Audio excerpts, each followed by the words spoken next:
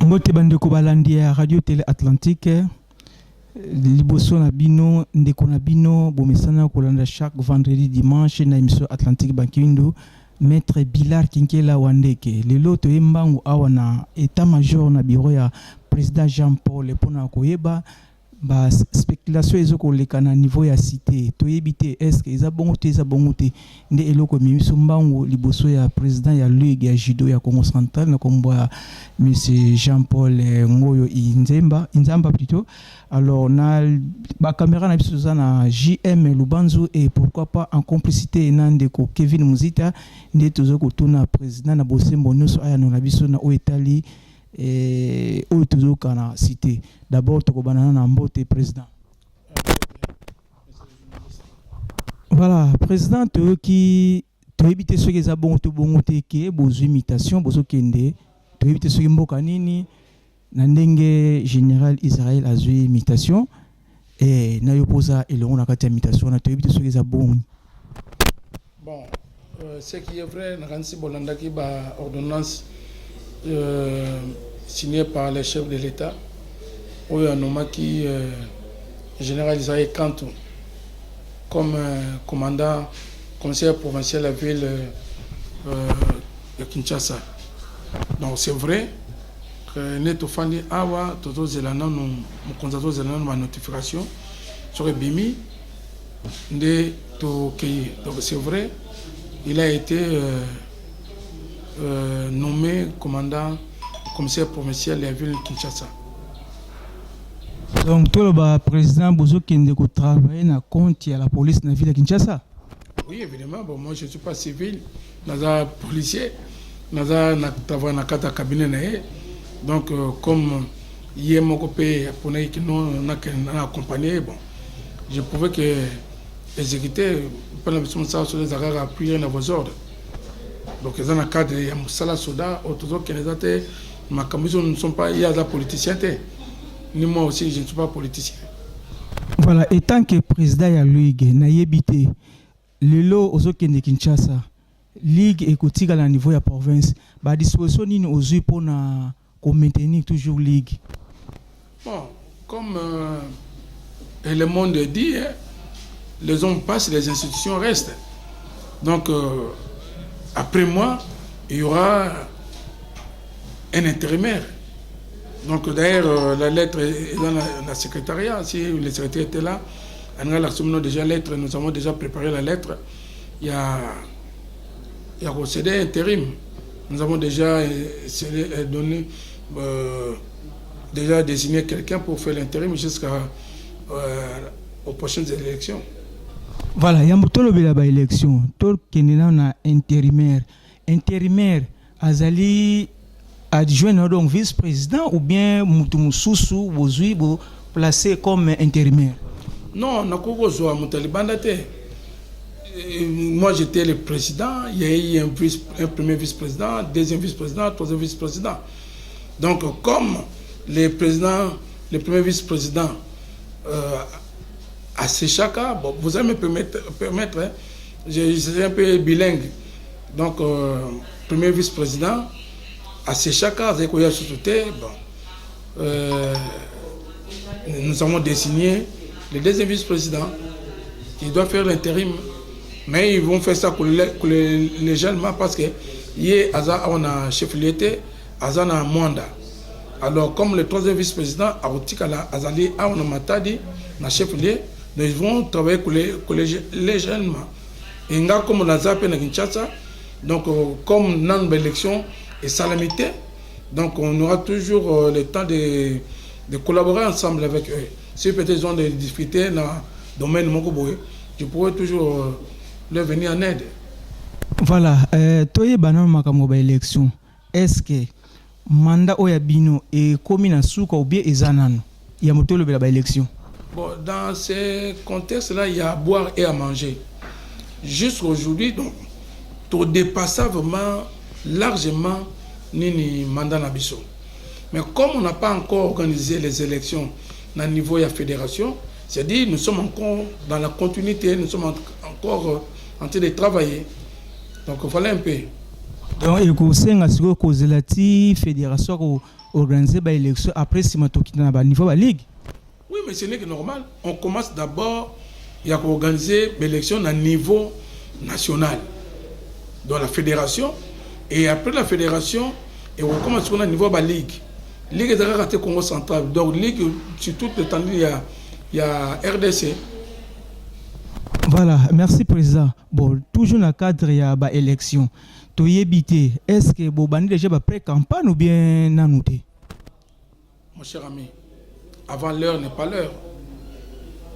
Torobana Rosala, ataba pré-campagne, campagne, comment?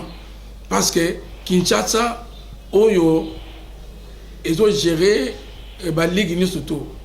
Nan nous compte bandi pré-campagne, campagne, organiser même peu d'élection. Mais comment bien au salon? Au sort que il y a des rumeurs, il y a des gens qui m'appellent et tout ça, que non voilà, il y a bateau tel, groupe tel, parfois d'autres mal botu, kobima, qu'on ça va contact, mani tout ça. Bon, ça c'est mais je leur dis que non c'est avant l'heure, c'est pas l'heure. Donc au bateau salon peut-être pour troubler peut-être judoka. Le temps viendra où tout sera donné moyennant un ordre là. Que nos bossala boye. Et moi qui vous parle, je suis le président de la Ligue. C'est le président de la Ligue, c'est que les gens oublient, c'est le président de la Ligue qui organise les élections. C'est le président de la Ligue qui traite les dossiers. Et il va prendre les dossiers, il va mettre ça à la disposition. Il y a commission, et vous avez la commission électorale au Bakoya pour officialiser l'élection. Donc, chez moi au bureau, nous ne recevons ni candidat ni de mon côté. Menazoyo, Kabatoto, Tambola, de gauche à droite, Boutuna Moyi, il y a des contacts qui se font. Je ne peux pas leur interdire, ça c'est leur droit. Mais je voudrais que non, et bon, sa mécanicité, trouver ma quantité, il y a le temps viendra, le moment viendra où nous allons ordonner. Voilà, président. Toyoki makambo élection mais ba préalable nini ezali na mutu oyo alingi ko postuler comme président soit premier vice-président deuxième troisième. En tout cas pour l'instant je vous dirais que naye na critère mon côté. Pour l'instant critère mon côté. Un critère où tu as na fédération be comment? Critère où tu as na fédération mais il faut il faut être judoka. Il faut être ceinture noire. Quantum Dan.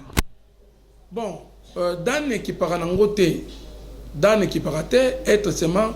Bon, je parle dans la période où je suis au Salaka. Mais où c'est ma prochainement, naïm dans la critère. Donc, il faut être ceinture noire. Il faut avoir géré une attente. La Ligue. Vous comprenez? Mais, je ne sais pas prochainement. Critères aux années. Là, je ne sais pas vous le dire ça. Est-ce que pas encore reçu de la fédération ni procédure à suivre ni condition. Bon, Mouto Bomonique a sa ceinture noire, a sa ceinture peut-être marron, mais azana ba qualité moko ya bien ya ko diriger soit pe azarija président ya club trobi na attente ya ligue petit mais asa président ya club moko bo azana senti marron mais azana ba qualité est-ce que vous ko accorder peu chance? Mon ami monsieur le journaliste, vous savez nous surtout nous avons les statuts, nous avons les règlements de l'intérieur et si je parle bien je pèse bien mes mots, vous comprenez? Condition oyo biso tozalaki nango il faut être ceinture noire, avoir dirigé une attente et puis la Ligue. À l'époque, moi j'avais dirigé 2 fois l'attente de Kinshasa, plutôt de Matadi. Raison qui a fait que dossier Nangaï est bien traité, tout ça. Et Maître Raj, qui paie à son âme, il était aussi candidat parce que à sa succession, il était ceinture noire d'un grade élevé pour les Kanga à l'époque. Et puis, à diriger une Ligue. Donc, on va l'appeler. Bon, président, tu as toujours dans le cadre de l'élection pour na mutu azala admis comme candidat na niveau ya LUC. Ba document nini esengeli à présenter. Mais c'est je ne pourquoi je tarder quand le problème il y a l'élection. Parce que moi flou mo dans la carte wana. Non, Guillaume, tu es flou, on a flou parce que nous ne sommes pas encore là. Ça, j'ai dit à haute voix. Tout comme nous, à niveau, il y a l'élection. Donc moi, je ne saurais pas jamais, mais je peux, par courtoisie, je peux vous répondre. Ce que vous allez ceinture noire, premier dan, deuxième dan, troisième dan, il faut là, diplôme na yo. Regarde to beta maluba que non voilà naza ceinture noire ni maluba non. Parce que la commission quand viendra, biso to zanom to zui ba dossier, to renseigner ba dossier fort de mutuna motu boy, fort de mutuna motu. Et tant que la commission viendra, to présenter la commission, c'est la commission qui va faire ce travail là. Yo yaki ni tout ça biso to recevoir ka ba candidature. Vous comprenez? Mais le traitement et vous là na niveau il y a commission. Mais il faudrait avoir un diplôme. Alors un vrai diplôme. Tu as dit que cybercafé peut comment, bah pirate peut comment mingi. Vous savez, y a, dans la vie, il y a la réalité et il y a aussi la vérité. Je ne sais pas si vous m'avez compris. Dans la vie, il y a la réalité. Réalité, rose à laquelle non, bah rose n'a pas de diplôme. Mais la vérité, rose à laquelle non, moto a un vrai diplôme. Pas faux. Tu reconnais ton fait diplôme comment? Vous savez, il y a un niveau, il y a organisateur. Parce que les élections, il y a une ceinture noire. Et plutôt pas les élections, mais ni passage, il y a une ceinture noire. Et dans le niveau, il y a la Ligue. Et dans la Ligue transmet la liste. Il y a un candidat. Et la fédération, à quoi il y a commission Mobimekoya. Pour le passage, il y a un grade. Vous comprenez? C'est la fédération, c'est cette commission-là. Parce que la commission, ils ont consulté nos grands maîtres, responsables, les gens honnêtes là. Bango nde mutu bakoya batali document oyo eza faux, eza vrai. Tout ezali copie, tout ça bon. Même l'internet là, internet ezali oui bakochango, mais il y a toujours erreur. La vérité reste la vérité. Vous voyez? Donc, biso, to tangi bakoro, il y a renseignement, to sais pas technique d'enquête, tout ça. La technique d'enquête, document surtout sur la PSU ango, au koki kokino loka original nango. Original nango comme on a. Quand bien aujourd'hui, to côté na maka réseaux sociaux. Même sur Bimi et qui la manière na permet na baké rotichango. Mais il y aura toujours une vérité. Vérité aux alakaka. Parce qu'il y a deux sortes, il y a des témoins. Il y a la preuve surtout. Preuve testimoniale, la preuve comme des témoins. Vous comprenez? On peut faire recours aux témoins. Est-ce que vous connaissez tel document, il y a mon tel. Il y a président Jean-Paul, c'est ça vrai ou faux? Ah, tel bisoto y est bien voté, document est bien voté. Donc voilà un peu en bref là ce que j'arrive vous dire. Donc tout le monde a élection parce que on est là qu'on distribue les vrais moments. Nous devons se concentrer. Qu'est-ce qui se passe à Kinshasa? Toi déjà, quand on a préparé la carte thème na biso, candidat na biso. Ozoka, si on a un candidat na yo au bon thème, il y aura un moment donné où que non, le mot d'ordre, là-bas, pour l'intérêt de la province, nous estimons que voter tel. Monter sur tel passage na bilan na ye, et à 100 ans, toi ça même un mois, 2 mois, une année, surtout tout le monde qui sait qu'il y a ça là, ils ont accouru pour apporter quelque chose de plus dans la fédération et pour le développement judo dans la RDC d'une manière générale et puis dans le Congo central en particulier. Merci président. Mais comment vous avez une élection mingi ba dauphin. Est-ce que le président Jean-Paul P a préparé dauphin na ye? Papa, monsieur le journaliste. Le moment n'est pas encore arrivé. Oui, ce qui est vrai auparavant, parce que je disais, j'ouvre une parenthèse là et je vais la fermer rapidement. Je ne sais pas si c'était, je suis serviteur de Dieu, j'étais convaincu que non, mandat où il n'a pas postulé. Alors j'ai cherché de gauche à droite, nani oyo na kozwa lokola dauphin. J'avais trouvé sur 3, 4 comme ça. Mais par après, bon, j'ai compris que non. Ces gens-là n'étaient pas avec moi. Ils allaient le PCN là, mais il n'y a qu'à sauter pas mon sous. Oui. Donc à sauter pas mon sous. Bon, il faut s'arrêter. Il faut s'arrêter. Vous savez, je voulais servir d'exemple que ce qui mandat n'a ici, je disais au judoka à maintes reprises, il y a plusieurs manières que un mandat peut prendre fin. Il y a d'abord fin mandat, 2, il y a les compatibilités, il y a 3, il y a la mort, la démission. Vous comprenez? Je disais, donc je ne peux pas m'accrocher à pouvoir, raison pour laquelle j'ai préparé les gens. Mais, étant que responsable, j'ai compris que non, tous ces gens-là n'étaient pas avec moi. N'étaient pas avec moi. Alors je me suis tué. Donc je laisse la chance à tout le monde. Il a droit. Il a droit sur sa capacité. Il sera en ordre avec la commission. Donc il sera le bienvenu, le candidat bienvenu. Ok, président. Nicolo Petoyebi ke kalamingité ba G congolais. Alors nanga mno judo. Est-ce que vous prendre part na ba G congolais et vous allez quand et wapi bozoko ceux qui beaucoup prendre part. Est-ce que ba préparation est aussi ma boni? Bon, rapidement. Nous avons été les ministres provinciaux que je salue avec tout le respect là étaient partis à Kinshasa sur demande du ministre national du sport. Ils se sont convenus que non, plutôt les jeux congolais et Gozala. Mais ils ont la phase nango. La phase préliminaire, c'est d'abord au niveau de la province. Au niveau de la province, et quand le ministre nous a réunis, à Yébisibiso, bon, on a organisé au niveau de l'AEP.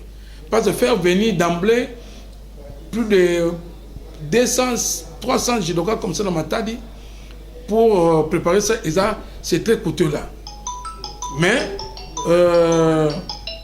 on a fait quoi? On a demandé aux attentes.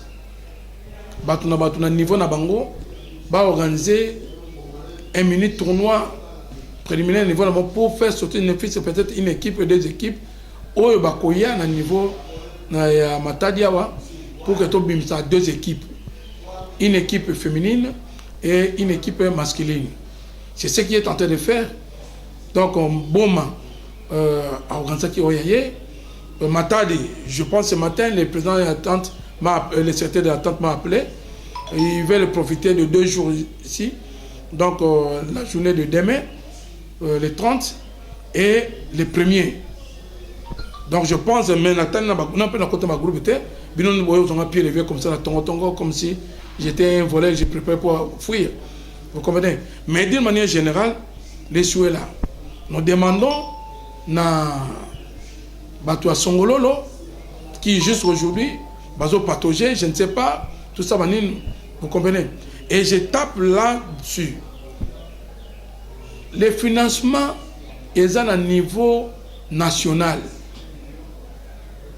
Peut-être le gouverneur, dans son esprit managérial, les premiers sportifs de la province, pourrait mettre des moyens pour organiser tournoi aux Allemands à Wana, Villa Matad. Et ce n'est pas seulement le judo. Il n'a pas de discipline belée. Vous comprenez? Donc, ce n'est pas la Ligue qui organise pour qu'on demande l'argent à la Ligue. Et moi, je ne sais pas aussi aller demander l'argent directement. J'attends les rapports. Il y a un championnat, une liste avec l'équipe. Et il y a un ce qu'on est ça la demande à Bisso. Rapport à Bisso, demande de représenter un devis là. Où état de besoin dans le ministère. provincial. Merci président. Mais tokozon a mon kesima. Bolobi que mandat na bino esilaki déjà bozali kutuko ko lekana mwa muke. Mais oyi ko yebisa biso na mandat na yo nini oyo moni ba projet oyo mona yike ekogisa makina oyo sale makite etikali na suspense. Oyi ko relater biso na mukuse na ngo. Bon, monsieur le journaliste, moi personnellement j'aime être vrai. Demain, parce que les gens vont aller vérifier. Quand nous sommes arrivés dans la tête de la Ligue, nous avons parlé de la cohésion provinciale de tous les judokas. Là, sincèrement, au moins dans les 65%, il y a Batu Oyo, Bazali, un peu soudé. Les 35, même Jésus-Christ, quand il est arrivé, parmi mes disciples, peut-être que Jida, il était avec Jésus du matin jusqu'au soir, chaque jour. Mais c'est lui qui l'a trahi. Vous comprenez? Donc, on a couru au sol à 100% parce que je suis humain. Mais, du moins, quand vous avez déjà fait dépasser 50%, c'est déjà, quant à moi, une majorité. Des deux, nous avons promis aux judokas qu'on allait organiser chaque année les championnats provinciaux. Parce que la Ligue a une seule activité. Une seule activité, c'est le championnat provincial et la Ligue. Et depuis que nous sommes là, de 2000, donc avant 2016, c'est-à-dire, juste aujourd'hui, tout ça, va championnat nous autres. Nous avons envoyé des gens, on a formé des arbitres. La province de Congo central, nous avons au moins 5 arbitres continentaux. Oyo, ils ont raté. À l'époque, ils ont raté. Mais tout ça, avec l'apport de tout le monde, avec tous les membres de la Ligue Judo, et avec des attentes. Parce que chaque arbitre, nous avons attente à matin d'azana 2 judokas, des arbitres, bon matin na 2, sauf moi d'azana ngote, comment dirais-je, le songolo d'azana moko. C'est déjà beaucoup. Je serai un peu bref là. Donc, Tokenda P na niveau national.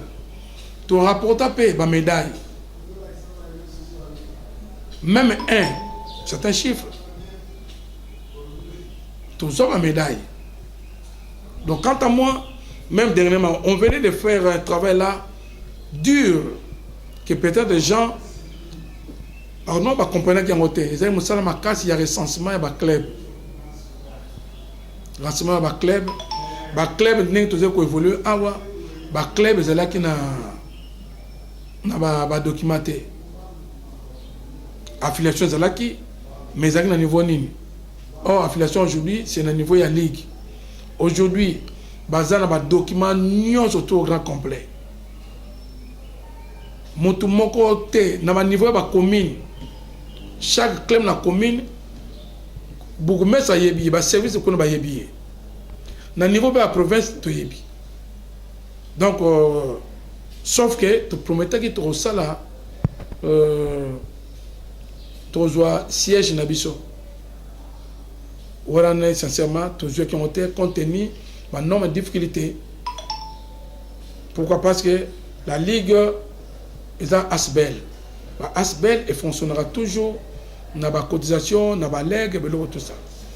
Et nous avons trouvé ici un peu anormal, à part le gouvernorat, dont le gouverneur, en tant que personne morale,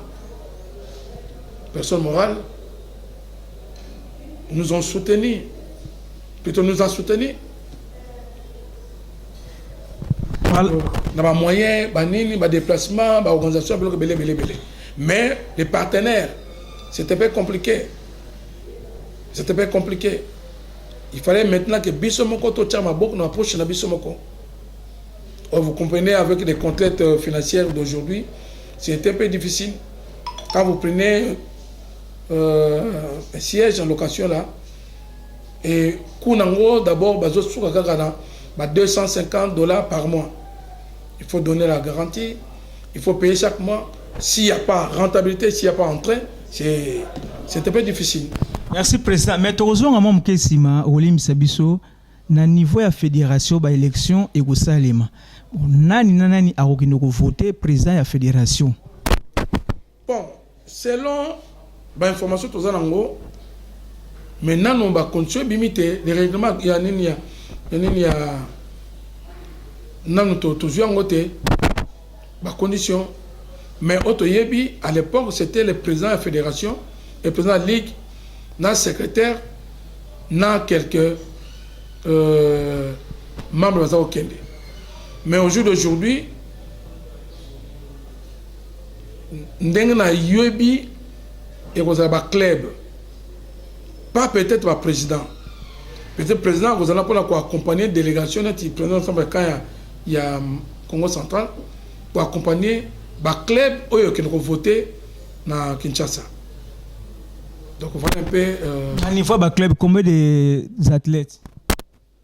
Non, dans le club, là, je ne sais pas, entrer en profondeur, peut-être Kinshasa qui va déterminer. Si chaque club est au moins 5 personnes, on va amener 5 personnes. Si on va dire que non, 2 personnes, on va amener 2 personnes. Mais les aptitudes, là, il faut attendre Kinshasa. La fédération nous dit quoi? Nini trop ça là, et vous en avez nini. Pas déplacement, pas judoka, pas toi qui nous voter, tout ça là. Ok, merci président. Tout ce que les ming yambaki biso, tous yeux vraiment n'ont pas à pied levé, mais tout éviter na nyon surtout solo li oko baksani ni amututi kayo oko bana misala oto oko tout ça. Bon, moi dans un premier temps, je demanderai à tous les judokas à la UNU. Et je m'insurge. Parce que le judo est un monde moko bien structuré. C'est comme les chrétiens, ils ont la Bible. Et judo, judoka peut avoir un code moral. Ce qui est judoka, à tous les échelons. A bengami judoka, et sengeli a banananu, kotosa nanu code moral à judo. Donc, quand on a judo, on a une politesse, on a une discipline, tout ça, tout ça. Le respect. Mais na barème des sanctions, où est allé, où va désobéir. Bon, vous savez, les sanctions, ils ont raté que il faut un bon enseignant à corriger, pour remonter, pour changer, judoka, on a un conseil. Vous savez, le président de la Ligue, il est comme un boxeur qui a dans sa main droite et bendé le bokonona, mais l'attaquant. Quand il conne à Betioku, ce n'est pas pour nous ozoka, tokufa, mais au sentir vous aboyez. Parfois nous sanctionnons, bon, étant que père de famille, il y a des gens qui viennent nous voir, des conseillers. Non, président Totikaka. Vous comprenez, mais au jour d'aujourd'hui, la discipline, j'ai remarqué que non, le judoka va comme plus respectueux. Pendant l'Andarabang, on a un groupe, on surtout. Sauf qu'il y a aussi des brebis égarés. Vous savez, un intellectuel, quand il est en face d'un intellectuel Moussoussou, il y a une différence.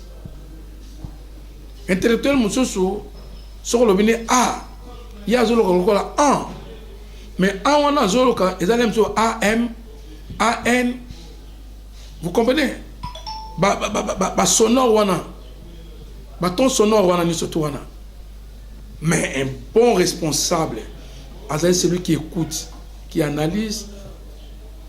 Être un bon manager, c'est quelqu'un oyo aza ko planifier, ayoki a planifier et puis a prioriser. Yami Balé, j'ai dit d'abord il faut bazala uni. Yami Balé na kosenga bato baza na esprit ba monaka baza ba opposant éternel ba changer un peu la vie.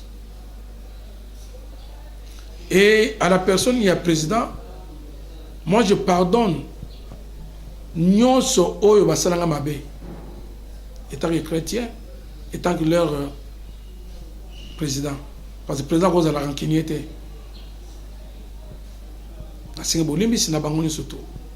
Je lève ma main droite, le colo, Zambalo Lazoka, du fond de mon cœur.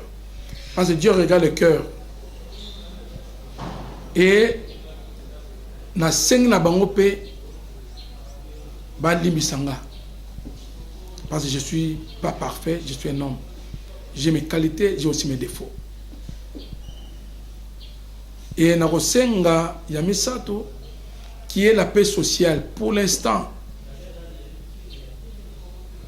Comment Boko Bunisa, Babunsa Bembete, et Bembeto Bunisa on suko to beton fimbu.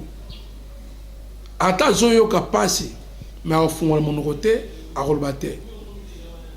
Je ne suis pas mort, moi, mais j'ai utilisé ces termes-là seulement pour faire voir, pour passer le message.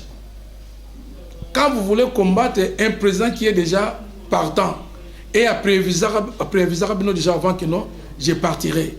Dieu dans ses calculs, moi je croyais que non, on a la awa, na matadi, na rofana na ngai, na tiki batubasa ba élection, mais Dieu dans ses calculs m'a élevé. M'a élevé. Alors pourquoi venir me combattre? Pourquoi aller dire des faux? Pourquoi aller tenir des réunions? Notamment, on a un président de la Ligue qui est déjà partant. Bientôt, d'ici là, je ne sais pas, parce que je sais pas si ils verront. Nini, il y a lettre, il y a intérim. J'avais déjà parlé avec l'intérimaire, avec le deuxième président et puis le troisième vice-président. Et quand il y a lettre intérim, je produirai des conseils que le président intérimaire, il faut dans un contact permanent, en franche collaboration avec les institutions, le gouvernorat, l'autorité politique, le comité de sécurité, le président d'attente, le judokan surtout. Les vrais problèmes, il y a certains responsables, il y a certains judokas. Ce qui a trouvé des causes, les Camerounais, a diabolisé tout le monde. Ah, Balobaki, non. Nous, on suit les principales, l'officiel. Balobaki, mais quand on dit que non, l'officiel, c'est dit quand la fédération, je suis l'interface reconnue officiellement entre fédération, coordination, là, quand je dis la fédération, c'est-à-dire la coordination. Donc la coordination qui est dirigée par le maître, il est double maître là, il est maître judoka, il est maître juriste là. Lianza. Avec son équipe à Kinshasa. Merci président. Tu peux ce grand merci na Lolenge Oyambaki biso. Bien que tu es surprendre na tongo, mais ezalaki pona malubana yo e bana kokoma na ba onus bazali kotambola na ba misententement ba sous-entendement ba onyoso bazana moye ke na banza président aussi le pesa biso ba éclaircissement na nyonso. Tu peux merci une fois de plus mbote na ba judoka nyonso et pourquoi pas na ba pratique ya armation na niveau ya province na banza bolandi président na boke binyonso. Tu peux merci na niveau ya Régité fait kuna epai wap tomona ki ndeko Kevin Muzita na sima ba caméra tomona ki JM Lubanzu et grand merci encore na DT Gaëtan et pourquoi pas na DP Eli Fouti et ba salut sur RTA na Pesmino Bambote. OK, ciao.